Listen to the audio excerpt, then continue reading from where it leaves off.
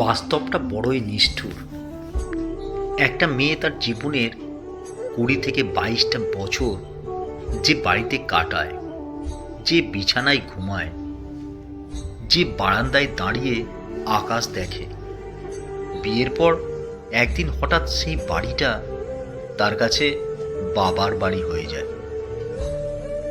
আর যে বাড়িতে সে নতুন বউ হয়ে যায়, যেখানে সে সারা জীবন ধরে নিজেকে প্রমাণ করার চেষ্টা করে যে এই বাড়িটাই তার আপন। কিন্তু সত্যিটা কি জানেন?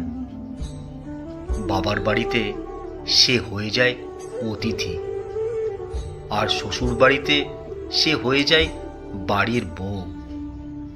মাঝখান থেকে নিজের বাড়ি শব্দটা তার জীবন থেকে হারিয়ে যায়। সকালবেলা ঘুম থেকে ওঠা থেকে শুরু করে রাতে সবার শেষে ঘুমোতে যাওয়া, এর মাঝে মেয়েদের নিজের জন্য কোনো সময় থাকে না। খুব শখ করে কেনা বইটা আলমারিতে ধুলো জমায়, গিটারটা তার ছিঁড়ে যায়। সংসারের চাপে স্ত্রী, সন্তান আর শ্বশুরবাড়ির ভালো লাগার ভিড়ে নিজের ছোট ছোট স্বপ্নগুলোকে তারা খুব গোপনে হত্যা করে। সবচেয়ে কষ্টের মুহূর্ত কোনটা জানেন? যখন নিজের শরীরে প্রচণ্ড জ্বর নিয়েও তাকে রান্নাঘরে যেতে হয়, কারণ সে জানে সে না থাকলে সংসারের চাকা ঘুরবে না। যখন মন খারাপের দিনেও তাকে মেকি হাসি হেসে বলতে হয়, আমি ভালো আছি। মেয়েরা আসলে জাদুকর। তারা ভাঙা স্বপ্ন দিয়ে সংসার জোড়া লাগায়।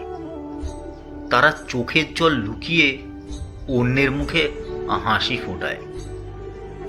দিন শেষে তাদের প্রাপ্তি হয়তো খুব সামান্য, কিন্তু তাদের ত্যাগের পাল্লাটা আকাশ সমান। মেয়েরা ঠিক মোমবাতির মতো, নিজেকে গলিয়ে অন্যদের জীবনে আলো দেয়। তবুও দিন শেষে কেউ জিজ্ঞেস করে না, তুমি ভালো আছো তো?